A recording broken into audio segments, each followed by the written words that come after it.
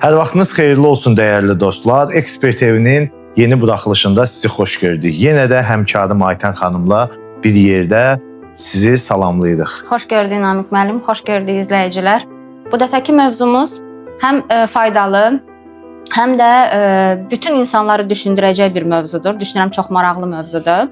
Gəlirlər, xərclər və büdcənin idarə olunması. Namiq müəllim, sizi həm bir mütəxəssis kimi, həm də bir necə deyək, işi dərindən bilən bir insan kimi, mütəxəssis kimi bu mövzuda dinləyəcəyik. Düşünürəm maraqlı olacaq.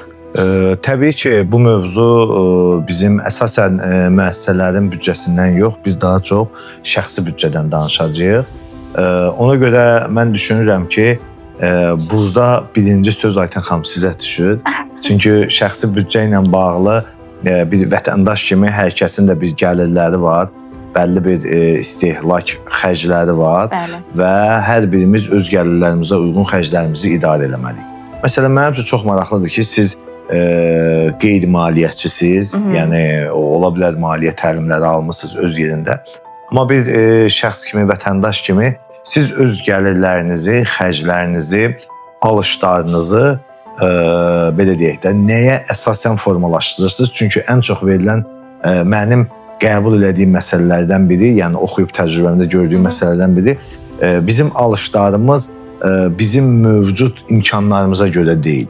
Yəni mövcud əlimdə bu qədər pul var, bunun əsasında deyil. Yəni daha çoxunu eləyirik.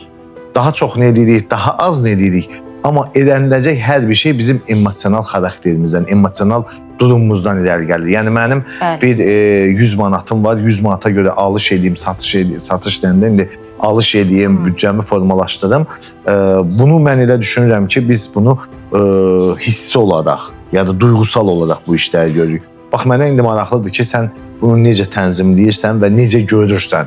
Düz edirsən, səhv edirsən, nə kimi təkmilləşdirmə eləmək lazımdır. Bir də ən çox mənim üçün maraqlı olan, mən həmişə şirkətlərdə də müzakirə edəndə deyirəm ki, biz xərclərimizi azaltmalıyıqmı, yoxsa gəlirlərimizi mi artırmalıyıq? Bəli. Bax, ən vacib məsələlərdən biri. Keçək birinci məsələni bir cavablandır, sonra təbii ki, mən də öz fikrimi bildirəcəm. Deməli, bəli, büdcənin idarə olunması yəqin ki, tək mənim üçün yox, bir çox insanlar üçün ən çətin məsələlərdən biridir. Nə cür formalaşdırırıq? Təbii ki, hər bir insan istəyir ki, bunu planla etsin.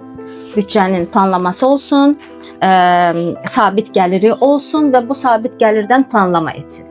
Amma məsələn, şəxsimdən danışacağıqsa, təbii ki, gəlirə uyğun. Mənim aylıq gəlirim nə qədərdir?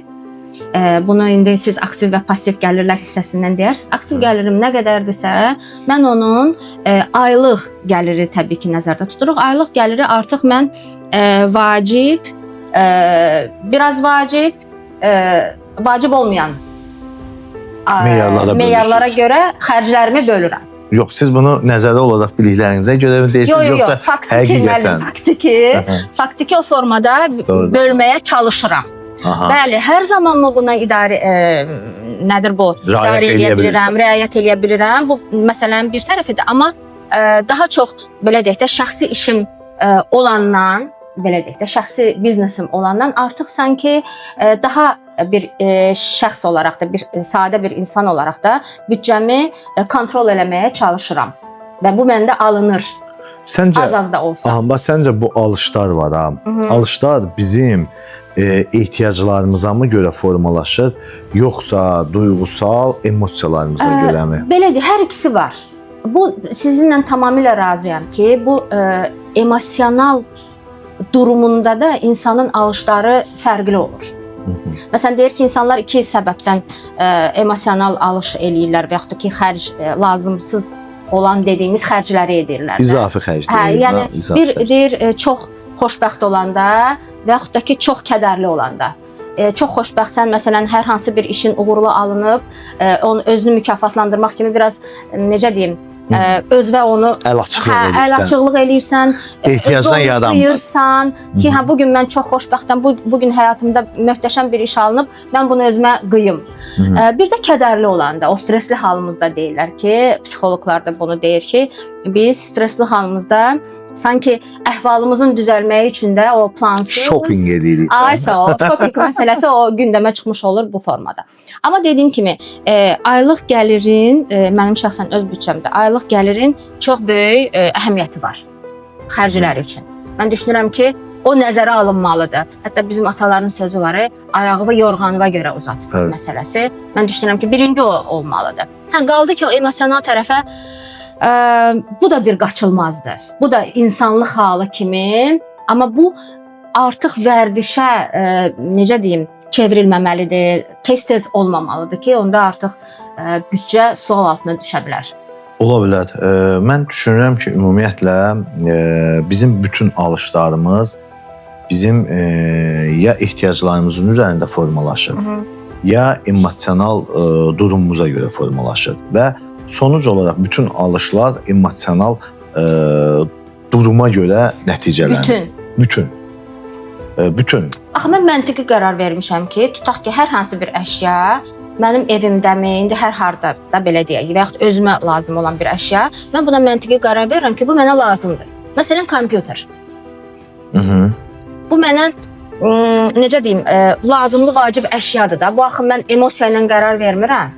Təbii ki, razıyam səndən. Mövzu burada kompüterin alışından getmir. Mövzu buradan gedir ki, sən kompüteri hansı qiymətdə alırsan. Yəni, sənin bugünkü ehtiyacını, zərurətini ödəyəcək kompüterin şərti olaraq qiyməti 500 manatdır. Amma sən, belə deyə, baxırsan, 600 manata bir addım daha yaxşısı var. O birisi satıcı özünü, məhsulunu satmaq üçün sənin emosional nöqtələrinə toxunur. Məsəl üçün, siz 500 manat buna verirsiniz, 200 manatda artıq problem yoxdur, kreditdə alın, bir ay artıq ödəyəcəksiniz, amma zato bundan daha güclü bir... Sən də fikirləşsən ki, doğrudan da burada 200 manatda da heç nə olmaz. Və bundan sən 700 manata, 750 manata, misal üçün şərti deyirəm, bu 1700 də ola bilər, 2700 də ola bilər. Bax, bunun. Bu, yenə də sonuc mən düşünürəm ki, gəlir duyğusal bağa bağlanır, haradasa. Mən bir də əlavə eləyim, məsələn, tutaq ki, hər hansı bir nədir bu, brend çeşidləri var da kompüterdə. Sən, nə bilim, şan-şöhrət üçün, Apple ala bilərsən, bəli, və yaxud da Acer ala bilərsən, və yaxud da Lenovo ala bilərsən. Mən onu deyirəm də, yəni sən bu məsələlərdə gedir mövzu. Mənə görə ümumiyyətlə rayət eləyirəmmi, yox rayət eləmirəm. Çünki mən ümumiyyətlə öz bütün alışlarımın 90%-ni duyğusal halımla qərar verirəm. Çünki mən düşünürəm ki, yəni ağılla mən qərar verəsi olsam, onda mən elə məsəl üçün heç nə almamalıyam da. Məsələn, bir cüt ayaqqabı aldım, o yırtılana kimi, cırlana kimi geyinirəm. Ardınca yenə bir cüt ayaqqabı alıram, o yırtılana kimi geyinirəm. Təbii ki, bu doğrudan da artıq israf bizim İslamda da bəyənilmir. Amma nə etmək olar ki, biz insanların birazca nəfsi güclüdür. Mən düşünürəm ki, məsələn, bizim bütün alışlarımız bizim nəfslə bağlıdır. Yəni, nəfsimizə bağlıdır ki, məsələn, mənim ayaqqabım var, məsələn, 2-3 cüt ayaqqabım var. Deyirəm ki, yox, bu biri xoşuma gəldi, bunu da alım. İmkanım var, alıram. Amma başqa bu an üçün vardı. Ola bilər, bəlkə də bir ildən sonra mənim o maddi imkanım olmayacaq və s. Ona görə mənə görə həmişə, belə deyim də, bir deyim də var idi. Deyirdi, həmişə qazancının bir hissəsini, mənim rəhmətli babam deyirdi, siz qazancınızın bir hissəsini gələcəyiniz üçün saxlamalısınız, deyək ki, 20%-ni. Bir 20%-ni borc qaytarmalısınız. Deyək ki, sənin valideynlərin var, o var, onlara, yox, onu da deyəcəm, valideynlərin var, borc qaytarmalısan. Bir hissəsini borc verməlisən, çünki övladlarına verirsən, xərc eləyir, borc sayılır. Bir hissəsində sən özün üçün cari xərclərini... Çox maraqlı yaxşı. Yəni, deyirdi, mənim babam da özü maliyyətçi olub da, mühasibə olub, uzun illər İqtisad Universitetinin müəllimi olub. Yəni, o həmişə bu cür bizə bir tərbiyəvi üslub deyirdi, tövsiyə verirdi ki, yəni, siz pulunuzla belə, bax, özünüzü belə idarə eləməlisiniz. Amma həqiqətən də onun o dediklərini də özü öz həyatında tətbiq eləyirdi. Çox mükəmməl. Dünyasını dəyişəndə hər şey onun var idi. o məsələn hər belə deyək də əmək haqqısını alanda, pensiya, hətta pensiya yaşında pensiyasını alanda biz nəvələrinə də indi əsas mən idim, əmim oğlu idi, bacım idi, əmim qızı idi. Bizə hər maaşından, pensiyasından pul verirdi. Yəni indi o da düşünürəm ki, bir borc kimi verirdi da, sanki nəviyə borc verirəm, övlada borc verirəm. Yəni təbii bu cür tərbiyələndirmək, insan özünü tərbiyələndirmək çox yaxşı şeydir. Şəxsi alışlarımızı biz bildik ki, belə. Amma qaldı ki, siz eyni zamanda da bir müəssisə, şirkət rəhbərisiniz, bir belə deyək də təşkilatı idarə edirsiniz, qəşəng də məkanınız var, məkanınızla da tanış oldum. İşdə necə büdcənizi planlaşdırırsınız? Bax, işdə də bu emosional, duyğusal qərarlar verilməlidirmi, yoxsa verilməməlidir? İşdə siz büdcəni necə bölürsünüz, gəlirlərə mi görə bölürsünüz və s. Bax, bu kimi məqamlara necə toxunursunuz? Bəli, təbii ki, büdcəni, gəlirlilik elə şirkətin özündə də maliyyə planlamasında önəmlidir. Şirkətimiz təzədir, təzə şirkətlər, özəl şirkətlər hansı çətinliklə asta-asta, biraz yavaş-yavaş inkişaf edir, bunu hamımız bilirik. Təbii ki, mən düşünürəm ki, şirkətin quruculuğunda o emosiyalar və planlama çox ciddi şəkildə olmalıdır, nəzarətdə olmalıdır. Ya da şəxsim tərəfindən. Bəli, maksimum çalışıram o gəlirlər və xərclər bir-birini tamamlasınlar və doldursunlar da, belə deyək. Bir-birini görmüş olsunlar. Amma həqiqətən çətindir. Çətindir.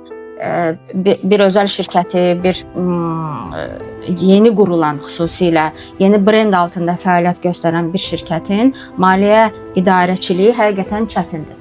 Ki, bunu sizdən aldığımız o maliyyə savadlılığında həqiqətən köməyimiz olmuş olur. Namiq müəllim, yeri gəlmişkən təşəkkür eləmək istəyirəm sizə də. Çox sağ olun. Yaxşı, nətər büdcə? Necə, məsələn, büdcənizi necə bölüşdürürsünüz? Deyək ki, həmişə ilin sonu müəssisələr növbəti il üçün bir büdcə bölgüsü eləyir. Bax, bu bölgünü sən necə bölürsən? Mənə maraqlıdır ki, məsəl üçün hansı formatda bölürsən? Və yaxud da bölgünün sənin üçün, bir müəssisən üçün də bir faydası olub ya olmuyor? Əlbəttə ki, bir mənalı faydası olur. Çünki belə proqnoz önəmlidir, bilirik. Maliyyə hesabatlılığında, maliyyə planlamasında. Təbii ki, ilk öncə bu icarə haqqıdır, əmək haqqı fondudur, bəli, onlar və digər xərclər dediyimiz bu kommunal, bu belə də digər xərclər adı altında formalaşan gözlənilən və gözlənilməyən xərclər məsələsi. Mən sənə bir sual verim. Məsələn, mənə maraqlıdır, sən müəssisəndə xərclərini azaltmağa mı çalışırsan, yoxsa gəlirlərini artırmağa mı?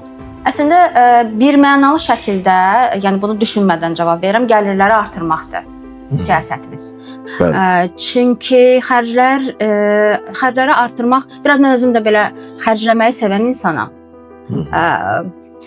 Ona görə istəyir şirkətdə, istəyir belə şəxsi həyatımda və keyfiyyətli, yaxşı şeylər, yaxşı işlər, təbii ki, layihələrin keçirilməsi, bunlar hamısı ciddi bir maliyyə tələb eləyir. Və ona görə də biz bir mənalı şəkildə gəlirlərin artırılması üzərində işləyirik, nəinki xərclərin azalır. Təbii ki, xərcləri də o dediyiniz necə gəldi, emosional, onu da nəzarətdə saxlamaq şərti ilə vacib, zəruri xərclər və təbii ki, gəlirlərin artması siyasəti ilə işləyirik. Təbii ki, ümumiyyətlə... Sizcə bu düzdür, yoxsa maliyyə tərəfdən? Yox, mənə görə, mən həmişə demişəm ki, insan xərclərini azaltmaqdansa, istər şəxsi xərclərimiz olsun, istər bir müəssisənin maliyyə xərcləri, ən çox istifadə edəcəyimiz ifadələrdən biri optimallaşdırmaq. Mən həmişə demişəm ki, bunlardansa gəlirlərimizi necə artırmağı düşünmək daha yaxşıdır. Yəni, biz beynimizi yoruruq xərcimizi azaltmağa, optimallaşdırmağa, amma gəlirlərimizi artırmaqla bağlı düşünsək daha yaxşı olar. Maliyyədə belə bir məsələ var, ümumiyyətlə xərclərin optimallaşdırılması. Təbii ki, bizim müəssisəmizdə elə xərclər var ki, onlar izafi xərcdir. bu çox müəssisələrdə bu cür olur. O istəsək də, istəməsək də müəssisənin biznes fəaliyyəti varsa da, biznes fəaliyyətində mütləq izafi xərclər olacaq. İzafi dediyimiz, yəni ehtiyac olmayan xərclər, amma o sanki özünü ehtiyac olmuş kimi göstərir. Bəli, sən düşünürsən ki, bu olmasa qeyri-mümkündür, o olmasa qeyri-mümkündür. Ona görə, bax, birinci növbədə biz təbii ki, izafi xərclərimizdən biz azad olmalıyıq. İzafi xərclərimiz dediyimiz həmin o ehtiyac olmayan xərclərin, gizlənmiş xərcləri mütləq aşkar etməliyik. Onlar hansılardır, məsələn, nümunə olaraq? Onları nümunə olaraq mən deyə bilmədəm, indi ağlıma bir nümunə gəlmir. Məsəl üçün, sadə bir şey deyim. Deyək ki, bu otağın auditoriyasıdır. Məsələn, işıqlar yanır. Burada bu işığın bu an üçün yanmağına ehtiyac varmı? Məsələn, sadə dildə. Zaten bu da yansa da, sönməsə də, hər kəs bilir ki, bu nə otağıdır və bu otaqda bugün heç kim yoxdur, işığı niyə yandı? Bax, bu tip qənaətlilik, buna biz izafi xərc ilə qənaətlilikdir. Yəni, biz izafi xərclərdən qurtulmalıyıq. Hansı ki, onlar bizə yenə deyirəm, buranın işığının yanması bizim üçün bugün o qədər vacib deyil, amma özünü vacibat kimi göstərə bilər. Bu tip şeylər bizim izafi xərclərimizdir və bu kimi şeylər ümumiyyətlə çoxdur. Çoxdur. Müəssisələrdə çoxdur. Bu formatda şeylər. Ümumiyyətlə, müəssisə böyüdükcə onun xərclərinə nəzarət eləmək çox çətin olur. Çünki sənin biznesin böyüyür, sən nəzarəti artırmalısan, nəzarəti artırmaq üçün əlavə işçilər cəlb edirsən, əlavə işçinin özünün bugünkü strukturda ehtiyacı varmı, yoxmu? Təbii ki, şirkətdə idarə edən şəxslər düşünür ki, öz işinin rahatçılığı, bizə bu işçilərə ehtiyac var. Məsəl üçün, deyək ki, müəssisənin bir marketinq meneceri var və yaxud da maliyyə mütəxəssisi var, mühasibi var. Deyir ki, yox, mən işi çatdırmıram, öz rahatçılığı üçün ikinci bir işçini götürək, köməkçi lazımdır və s. və laxır.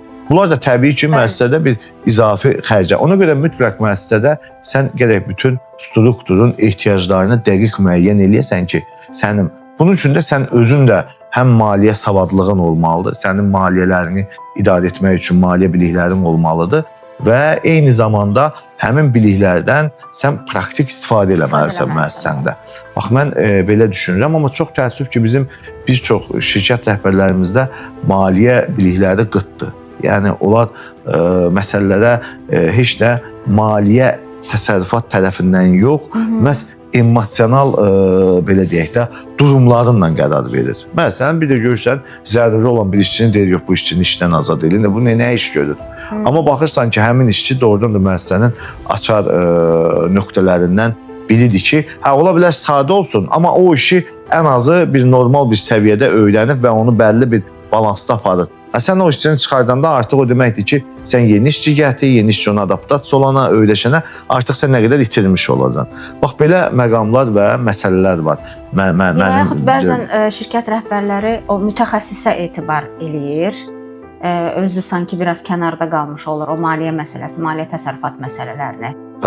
Bu da istənilən halda bir qədər çətinlik yaratmış olur və hesabatlılığın olması. Bu da ciddi məsələlərdən biridir. Məsələn, rəhbərin vaxtında, zamanında nəinki maliyyə, bütün işlərinin hesabatlılığını və nəticələrinin izlənməsi olmalıdır. Burada ümumiyyətlə sual yaranır, bu biraz belə ziddiyyətli məsələdir. Ümumiyyətlə şirkət rəhbəri, yəni təsisçisi deyək, qurucusu deyək, ümumiyyətlə idarə etməyə qarışmalıdırmı? Bax, və yaxud da qarışmamalıdırmı? Qarışsa mı daha yaxşı olur, qarışmasa mı daha yaxşı olur? Bax, bu belə biraz çətin məsələdir. Çünki ümumiyyətlə dünya idarə etmə sistemində, menecmentində şirkət qurucuları, təsisçiləri hər zaman bir kənarda qalır. Onlar əsasən şirkətin uzun müddətli bir strateji planında mı və yaxud da vizyonunda iştirak edir. Qalan, belə deyək də, cari idarə etmədə onların heç də elə bir ciddi böyük rolu olmur. Cari idarə etmə düşür müəssisəni idarə edən C qrupunu deyirik də, indi hal-hazırda gündəmdə olan ifadələr CEO-nun və onun alt C qrupunun üzərinə düşür. Bunun maliyyə müdürüdür, bunun HR müdürüdür, bunun digər təchizat müdürü və s. və laxır. Amma mən məsələn öz zənnimdə, mən öz təcrübələrimdə düşünürəm ki, şirkət rəhbəri hər zaman şirkətinin üzərində olmalıdır. Mənə görə Mən də Çünki sizdən razıyam. qurucusu mən olduğum üçün Bəli. bu işi yaradıcısı, bu işin düşüncədə quran, yaradan, ərsəyə gətirən şəxs mən olduğum üçün təbii ki, məndən yaxşı onu düşünən, məndən yaxşı onu Tərtibini çəkən, işlərini quran, aparan, idarə edən, inkişaf təqdim etdirmək edən, istəyən, bəli, böyütmək istəyən ikinci şəxs ola bilməz. Bəli. Digər şəxslər belə deyək də, heç də elə mən də də tamamilə o maraqlı düşüncədəyəm. olmur. Amma bəli. bəzən rəhbər axı yiyəsi, sahibi şirkətin belə deyək də, çox dar çərçivəni görür. Amma Vizyon görürsən məsələsi. vizyon məsələsi, dar çərçivəni görür. Şirkətin inkişafına bəzən də özü mane olur. Bax bu şeyləri də görmüşəm. Məsələn, rəhbərdir, büdcə məsələsində görürsən ki, bəzi xərclərin olunması vacibdir, amma şirkət rəhbəri deyir, yox bu artıq xərcdir, lazımsız xərcdir. Mən onu anlayıram, amma elə məqam var ki, gərək orada sən verməyi, yəni büdcəni ayırmağı, büdcənin ayrılmasının qərarını verməyi bacarmalısan, sənin inkişafın üçündür. Bax, mən belə müəssisələrdə bu cür təcrübələrimdə görmüşəm ki, bax, belə hallar olur. Rəhbər Bəli, özü... vizyon, bir rəhbərin şirkətinin o korporativ dəyərlərinin, vizyonunun olması o şirkətin özünü göstərmiş olur. Və o təbii ki, komandası. Siz təsisçi dediniz bayaq, məsələn, təsisçi o xırda işlərdən kənar olmalıdır, böyük işlər görməlidir, strateji planlamanı aparmalıdır ki, beynəlxalq standart bunu deyir. İndi biz də müəyyən bir şeyləri beynəlxalq standart səviyyəsində Azərbaycanda görmək istəyirəm, amma Azərbaycan reallığı biraz da tamam fərqli bir reallığa bizi Bəli, bizdə daha çox ailə şirkətləri. Ailə şirkətləridir. Bütün təsərrüfatımız, bizneslərimizin hamısı ailə şirkətidir. Yəni ailə dediyimiz təsisçinin özünü idarə etməsi altında olan şirkətlərdir. Mən çox az şirkətlər görürəm bu günləri. Barmaq hesabı bir neçə şirkət var ki, indi ölkənin aparıcı şirkətlərindən bir neçəsi var ki, onlar ailə şirkəti yox, sırf menecmentə güvənib uyğun kadrları dəvət edirlər və o kadrlar da həmin müəssisəni idarə edirlər. Və siz necə düşünürsünüz? Hansı daha uğurlu olur? Təbii ki, hər ikisində uğurlu və uğursuz olmayanlar olacaq, olur. Amma necə ola bilər? Yəni, ailə idarə etməsi... Mən deyim, o çox asandır. Ümumiyyətlə, siyasi idarə etmədə belə bir şey var. Sən dövlət qurursansa, dövlətin ilk oturuşmuş halına kimi olan idarə etməsi avtoritar rejim olmalıdır. Yəni, tək idarə etmədə olmalıdır. Nəyə görə? Çünki mən yanlışlarımı da, düzlərimi də mən verim qərarını. Bilim ki, mən burada səhv elədim, bunu düzəldim. Bilim ki, mən burada düz elədim, bunu düzəldim. Və bu idarə etmə ilk başda özünü çox yaxşı doğulurdu. Müəyyən dövrdən sonra artıq özü həmin istər şirkətin olsun, istər dövlətin olsun, istəsən də istəməsən də məcburən sən demokratik qaydalarla idarə etmə məcburiyyətinə gəlirsən. İstəsən də istəməsən də. Məsələn, deyək ki, şirkətin sahibi müəssisəsini idarə etsə də tək əldən, amma bir müddətdən sonra istəsə də istəməsə də direktorlar şurası formalaşır. Və idarə heyəti formalaşır, idarə heyətinin üzvləri formalaşır. Yekun qərar səndə də olsa, amma sənin verəcəyin qərar o həmin şuranın üzvləri tərəfindən verilən fikirlər, ideyalar tərəfindən olur və bir müddətdən sonra artıq sən o qərarlara heç təsir eləmirsən. Özü təbii olaraq qərarlar verilir və qərarlar idarə olunur. Bunlar hamısı mən elə düşünürəm ki, iyerarxiya dedikdə şirkət böyüdükcə ötürülən işlərdən asılıdır. Yəni sən öz işlərini delegate eləyirsən, avtomatik istəsən şirkət böyüyürsən, məcbursan onu eləməyə. Və ötürürsən, zaman-zaman ötürdükcə müəssisə başlayır işləməyə. Amma ilk başda mütləq şəkildə avtoritar rejim olmalıdır, müəyyən bir bəlli, belə deyək də, dövrə kimi, bəlli bir məqama kimi. Müəyyən bir dövrdən sonra artıq şirkət böyüyəndən sonra sən artıq məcbur işləri ötürürsən aşağı heyətə və onlar da zaman-zaman öz altlarındakı olan işçiləri ötürür və bu ilə də müəssisə başlayır inkişaf etməyi. Yox, sən əgər bütün idarə etməni öz üzərində saxlasan, sən böyüyə bilməyəcəksən. Bəs bəzən o bir təsisçi olaraq, bir rəhbər olaraq insanın qorxuları olur da istənilən halda. Şirkətin adı, niyyət təmiz, yaxşıdır. Amma bir qorxusu olur ki, o deyir sizə hər şeyi özündə saxlayır. Qorxu deyəndə kontrolu saxlayır ki, birdən mən həvalə eləyərəm Aha. ötürərəm. Aha. Ya komanda öhdəsindən gəlməz, ya nə bilim, istənilən halda gözün arxada olur da. Mən özüm də bu şeyləri bəzən Normal bir yaşayıram şeydir da. Hə, da. onlar normal bir şeydir. Normal bir şey. Amma bizim o təsisçilərin, ümumiyyətlə rəhbərlərin bir qədər o hər bir şeyi özündə saxlamaqları biraz etibar, güvən, zəhmətim var bu qədər işin içində, birdən-birə ötürə bilmərəm, necə olar, adın var, sanın var və bütün bu şeylər istənilən halda toplanır və narahatlıq yaradır rəhbərlərdə, təsisçilərdə, mən düşünürəm. Və ona görə də o nədir bu delegasiyası və yaxud ötürülməsi şirkətin o idarə heyətinə, digər komandaya biraz çətin olur. Bax, mən sizə bir şey deyim. Əslində biz mövzumuzdan biraz kənarlaşırıq. Yayındıq, xeyli yayındıq artıq. Gəldik biz bir şirkətin idarə etməsinə gəldik, çıxdıq. Mən bir dənə bu sənin fikrini tamamlayım son olaraq. Bundan keçək yenə pulumuza, paramıza, büdcəmizə. Əsas məsələyə. Bax, menecmentdə idarə etmənin, yəni idarə edən şəxslərin səviyyələri var. Birinci səviyyə, ikinci, üçüncü, yəni levellar var. Hansı ki, məsələn, biz buna top menecment deyirik, sahibkar deyirik, işçilər deyirik. Bu ötürmələr olmalıdır, bir mənalı. İstəyirsən şübhələn, istəyirsən güvən, istəyirsən güvənmə, özün bilərsən. Şirkət böyüksə sən məcbursan. Amma bizim top menecmentin, yəni rəhbərin bir vəzifələrindən biri də nəzarət etmədir. Yəni sənə kim deyir ki, sən nəzarətini olan üzərindən çək? Sən cari işi ver, amma nəzarət elə mütləq. Nəzarət etməsən, təbii ki, işçinin nə marağı var ki, sənin işçini ən yüksək səviyyədə eləsin. Mən həmişə də düşünürəm ki, işçinin müəssisədə maddi maraqdan başqa heç bir marağı yox. Bəli. O marağında deyil. Hətta bəzən deyir ki, məsəl üçün, şeydə deyək, dırnaq arası, rəhbər bu qədər pul qazanır, mən də bunun üçün bu qədər işləyəm, mənə verdiyi əmək haqqıya bax. Bu, yəni normal bir yanaşmadır. Belə bir şeylər də olur. Mən düşünürəm ki, bizim növbəti podkastımız mütləq şəkildə idarə etmə, şirkət idarə etməsinə təsvir olunmalıdır. Ola bilər. Keçək mövzumuza, büdcə, maliyyələşmə, maliyyə. Zaten onun haqqında da danışdıq, qismən şəxsi büdcənin idarə olunması. Mən düşünürəm ki, şəxsi büdcəmizi biz qismən nəzarət eləməliyik. Çünki şəxsi büdcəmizə nəzarət eləməsək, biz gələcəkdə uğurlu ola bilmərik.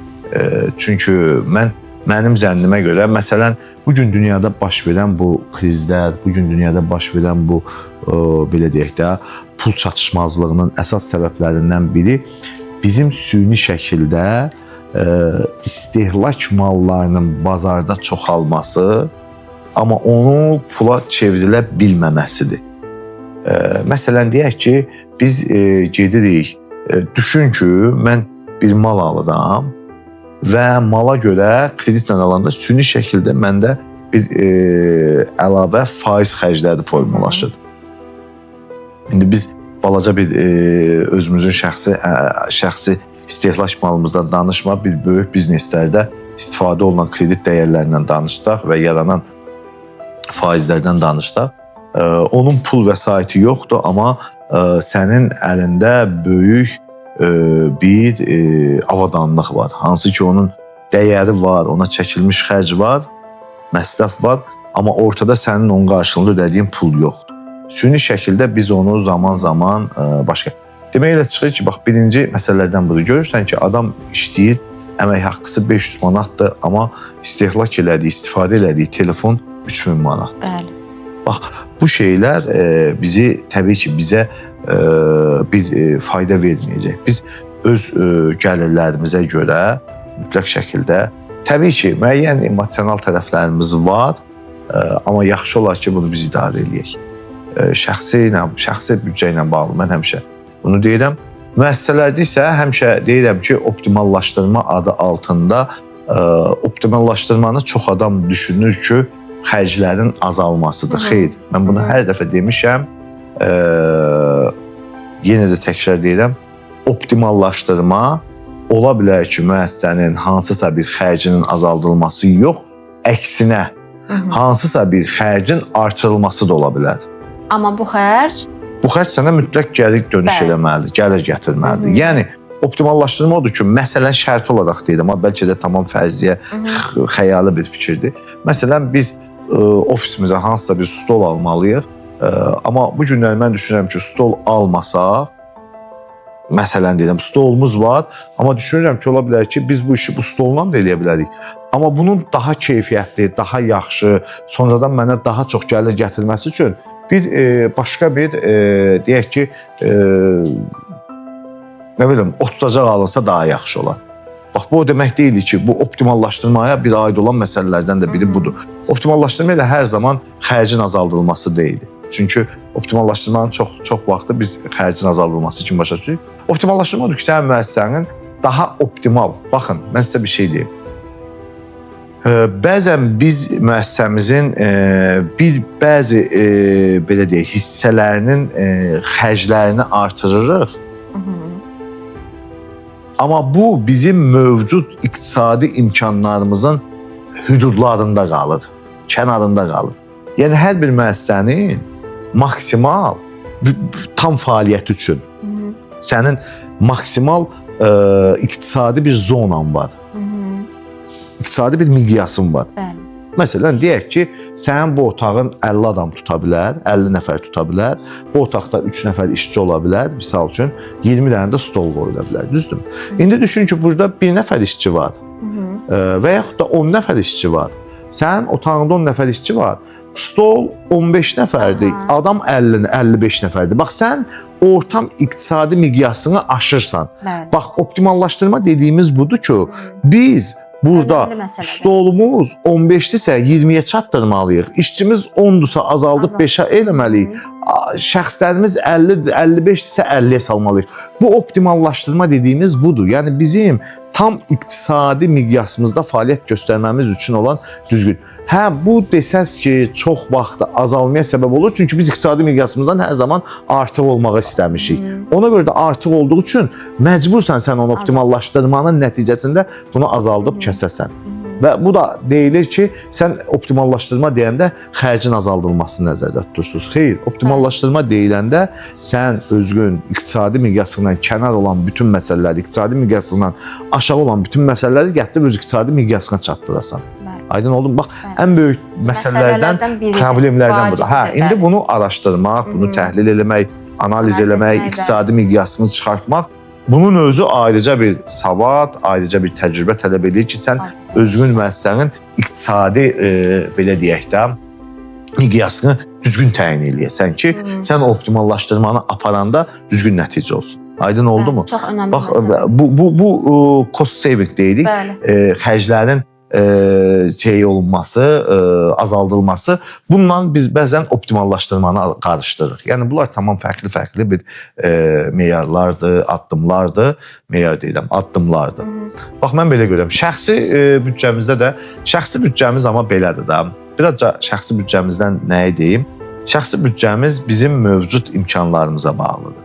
Yəni mənim imkanlarım artdıqca mən özümün təmtərahlı yaşayışımı, öz arzularımı, istəklərimi, yəni mən özümün tələbatımı yox, tələb elədiyim yaxşı malları, yəni ehtiyac olunan yox, daha yaxşısını, daha keyfiyyətlisini, daha çoxunu, daha qiymətlisini alıram. Bu mənim mövcud imkanım. Təbii ki, imkanlarım düşdükcə mənim o alışlarım da nə olacaqdır? Məcburən düşəcək. Çünki mənim imkanım artdıqca mənim təmtərahlı yaşayış tələblərim artır. Mənim imkanlarım düşdükcə mən zəruri ehtiyaclarımı ödəməyə çalışıram. Bax, bunu bu cür edirik. Bunu istəsək də, istəməsək də bu formatdadır. Bəli. Müəllim, bir də belə deyək də, mən daxil bütün insanları maraqlandıran düşünürəm məsələlərdən biri də bu qənaət məsələsidir və məsələn pul yığa bilmirəm.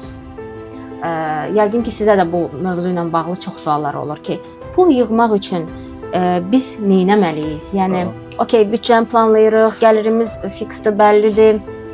Amma ayın sonunda biz yenə də kənara bir 10 manat belə pul ata bilməmişik. Bir məsələ və bəzən deyir o biznes strategiyalarda da bu səhv eləmirəmsə var. Xərcləməkdən xərcləyib qənaət etmə. Qənaət et xərclə. Məsələn, biz maaşımızı aldıq, bütün maaşı xərcləyirik, sonra başlayırıq nə bilim 3-4 gün qalmış artıq qənaət eləməyə. Amma əslində qənaəti birinci qənaət hissəsini yaxud da nə bilim o dediyimiz o kənara ayırma hissəsini götürüb daha sonra xərclərə başlamalıyıq. Siz nə düşünürsünüz bu barədə? Mən bir şey deyim. Birinci pul yığmaq barəsində. Ümumiyyətlə bir şey deyim. Pulun yığılması prosesi əslində pulun tərifində iqtisadiyyatda bir adı da pul yığım vasitəsidir. Pul yığım vasitəsidir. Pulu yığmaq olar. Pulu yığmaq olar. Amma sual, biz nə zaman pulumuzu yığa bilərik? Və yaxud nə üçün də var orada, nə üçün yığmalıyıq? Məsələn, məndə o sual var, nə üçün yığmalıyıq deyim. Məsələn, sən özünə bir bahalı ayaqqabı almaq istəyirsən. Necə eləyə bilərsən? Deyək ki, sən ayaqqabı deməkdə özünə bahalı bir telefon almaq istəyirsən. Deyək ki, qiyməti bir 5000 manat. Sən bunun üçün nə etməlisən? Sənin iki yolun var. Ya sənin gəlirlərin o qədər çox olmalıdır ki, sən onu rahatçılıqla hər ay gəlirindən çıxardıb verirsən. Ya da sən məcbursan yavaş-yavaş 3 ay, 5 ay qənaət edib bir hissəsini hər ay kənara qoyub 5 aydan sonra gedib bunu alasan. Düzü? Yəni nə üçün odur? Yəni pulu yığırsan ki, sən daha bahalı, daha sənə faydalı. Məsələn, adam var, evi yoxdur, o pulunu yığır ki, özünə ev alsın. Adam var, avtomobili yoxdur ki, pul yığır özünə avtomobil alsın, daha yaxşısını alsın. Yəni pulu yığmağın nə üçünə aydındır əslində. Yəni aydın olmayan bir şey yoxdur sənin pulun. Amma qaldı ki, biz pulu yığa bilirik. Bir də sözünüzü kəsim burada deyirəm ki, nə üçün? Yəni siz necə o hər günlə yaşayan insanlar bəzən düşüncəsində olur da. Nə bilim, o dediyiniz kimi o kirayədə qalıram, nə bilim iPhone 17 işlədirəm. Yəni bu günümlə yaşayıram. Yenə də iPhone 17 üçün nəsə yığmalıdır da. Yenə də getməlidir, kredit almalıdır. Kreditlə almalıdır. Kredit alanda da kredit də odur da, savingdir. Sən hər ay aparıb 300-500 manat nəyinəsə kəsib verirsən də. Pulu yığa bilməyənlər əslində kreditə müraciət edirlər daha çox.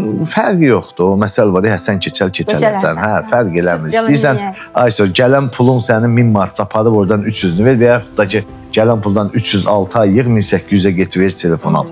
Eyni şeydir. Yəni orada sadəcə sən iradə məsələsidir. Bunu qoyuruq qırağa. Birinci, ümumiyyətlə, pul yığmaq məsələsi. Biz nə zaman pul yığa bilirik? Təbii ki, biz bu günləri deyək ki, mən ayda 1500 manat maaş alıram. Mənim ailəm var.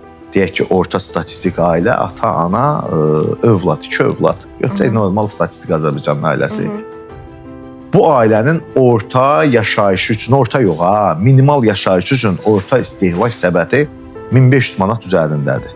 Azı. Mən hələ bəlkə də çoxdur. Bəli. 1500 manat üzərində. Bu adam da ayda 1500 manat alır və biz buradan bu adamla hansı qənaətdən danışa bilərik? Bəli. Zaten onsuz o qənaətlə yaşayır o yazıq. Başa mı? Bizim pul toplamamızın artıq olmasının, belə deyək, əsas səbəbi sənin gəlirinin çox olmasıdır. Məsələn, deyək ki... Yəni, gəlirim çox olmalıdır ki, mən pul yığa bilim. Mütləq. Bu başqa bir şey ola bilməz. Sənin gəlirinin çox olmalıdır. Yəni, sənin artıq o qədər istehlakı... olmalıdır ki, sən gündəlik tələbatı ödəyəsən, aylıq tələbatı. Bir kino var idi. Bir kino vardı. Bir kinoda bir qız öz həyatından danışır. Qız uşaqkən atasını, anasını itirib, xarici kinodur. Sonra o uşaq evində böyüyür. Və təbii ki, onun hər zaman gözləntiləri olur. Bir el dilində desək, görməmişliyi olur. Nə isə görməyib da, ona məsəl üçün o uşaq vaxtı marojna görüb, hamı yeyib, amma bunun olmayıb. Nəsə, bu qız uşaq evini tərk eləyir, gedir, bir işə düzəlir.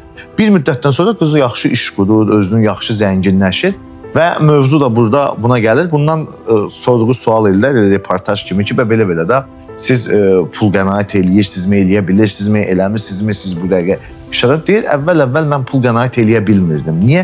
Çünki deyir, mənim gözüm o qədər acı idi ki, mən aldığım bütün əmək haqqında ancaq nəyəsə xərcləyirdim, onu alırdım, bunu alırdım, bunu alırdım, bunu alırdım. Zamanında görmədiyim, almadığım, yox, ehtiyacım var idi, ayaqqabım yox idi, paltarım yox idi və s. Evim yox idi. Bax, bunları deyir, alıb qutarandan sonra artıq mən yoruldum nəyəsə xərcləməkdən, başladı o məndə artıqlıq yaratmağa və yığılmağa başladı. Yəni təbii ki, o qədər olmalıdır ki, bəli, sənin pul yığa bilir. Bəli, pul yığman üçün sənin aylıq istehlakın tam təmin olunmalıdır. Hətta bir 20%, 30% də izafi olmalıdır ki, sən artıq düşünəsən ki, mən artıq buradan da bunu xərcləməyə o qədər də yerim yoxdur. Mövzu burada ondan getmir də. Mən gündə gedim bir maşın alım, gündə bir gedim bütün günü əyləncələrdən. Normal bir statistik yaşayışdan gedir ki, sən ağılla başla. Adı normal ağıllı başlı adamla danışırıq da. İndi sən elə pulun gəldi, elə bir hər şeyə mənasız şeylərdə söhbət o deyil. Amma normal belə bunda yığmaq olur. Ona görə mən həmişə deyirəm ki, gəlir nə qədər çoxalanda insan pulunu yığa bilir. Amma gəlirin azalanda pul yığanmırsan. Niyə yığanmırsan? Çünki sənin görmədiyin məqamlarda elə xərclərin çıxır ki, heç sən bilmirsən. Gözlənilməz xərclərin çıxır. Məsələn, bizdən asılı olan, asılı olmayan, o qədər səbəblər olur. Məsələn, gedirsən, maşının dəyir, məcbursan onu təmir eləməyə. Bu ay deyirdin ki, nəsə evdə xarab olur və ya da bir səbəb olur da. Yəni, ona görə sənin gəlirlərin elə olmalıdır ki, bu şeylər sığortalanmalıdır. Bu şeylər sığortalandığı halda sən artıq yığım eləyə bilirsən. Baxın, o gözlənilməz dediyimiz xərclərimiz üçün də bizim kənarda bir qədər o vəsaitimiz olmalıdır. Yəni, o dediyiniz o bizdən asılı olmayan səbəbdən nəsə bir gözlənilməz bir hal baş verdikdə, maddiyyat tələb edən, o olmalıdır. Kapital istənilən halda o dediyimiz o yığımımız olmalıdır. Yenə də şeyin başına gəlir də, yəni gəlirlərin çox olmağının üzərinə gəlir ki, yəni onu da yığmaq üçün yenə hansısa bir dövrdə gəlirlərin çox olmalıdır ki, sən o yığımları eləyə biləsən. Məsələn, deyək ki, şərt olaraq deyirəm, bir şəxsin, bayaq dediyimiz ki, ailə olan adamın aylıq gəlirləri 10.000 manatdır. Təbii ki, bu əgər buna qənaət eləyənmirsə, bu artıq normal deyil. Bəli. Normal deyil də, yəni statistik Azərbaycandan gedir, danışırıq biz özümüz kimi adamlardan. Biz danışmırıq da hansısa bir vəzifəli şəxsin, böyük bir iş adamlarının, övladlarının, özlərinin xərclərindən başa düşürəm. Amma deyək ki, statistik bir normal bir şirkətdə müəyyən bir postda işləyir, aylıq gəlirləri 8.000, 9.000, 10.000 bir manat gəlirləri var. Bu gün də var belə şirkətlər, belə maaş alan şəxslər də var. Məsələn, o adamlar əgər desə ki, mən ayın sonu ödəniş borcum yaranır, məsələn, mən xərcimi ödəyə bilmirəmsə, bu artıq həmin adamın maliyyəsini idarə etməməsindən irəli gəlir. Amma deyək ki, hansısa bir 2000-2500 manat əmək haqqı alan bir şəxsin, ailəli şəxsin pullarına və vəsaitinə çox da qənaət edə bilməməsi normal bir haldır. Çünki bugünkü yaşayış zəmbili, səbəti artıq artıb, yüklüdür. Ona görə bax, belə bir məsələlər var. Mən düşünürəm ki, bu məsələləri yalnız birazca insan özü tənzimləməlidir. Özü də, bəli. Ümumiyyətlə, insanın hər bir işdə olduğu kimi burada da insanın özündən çox... İnisiyativası çox önəmlidir. Bəli, önəmlidir. Çox şey insandan asılıdır. Namiq müəllim, həqiqətən çox faydalı və maraqlı söhbət oldu. Məncə də, çox sağ olun. Dolu-dolu. Bu, istər gəlirin, istər xərcin, istər büdcənin idarə olunmasında hər birimizin bilməli olduğu məqamlara toxunduq, düşünürəm ki, bu da faydalı olmuş oldu izləyicilərimizə. Növbəti podkastlarımızda bizi daha fərqli, daha maraqlı mövzularla yəqin ki, izləyəcəklər. İnşallah. Təşəkkür edirəm Aytən xanım. Doğrudan da maraqlı oldu. Həm müzakirəmiz, həm oponent kimi məsələlərə yanaşmanız çox xoş oldu. İnşallah ümid edirəm ki, hər kəs üçün bir sosial xarakterli, faydalı bir podkast olacaq və növbəti görüşlərdə də mən düşünürəm ki, biz həm o sahə üzrə bir mütəxəssislər dəvət eləyək, həm də ki, təbii ki, özümüz danışaq. Məncə bu günlük bu qədər kifayətdir. Təşəkkür edirəm, çox sağ olun. Özünüzə yaxşı baxın, sağ olun. Sağ olun, sağ olun.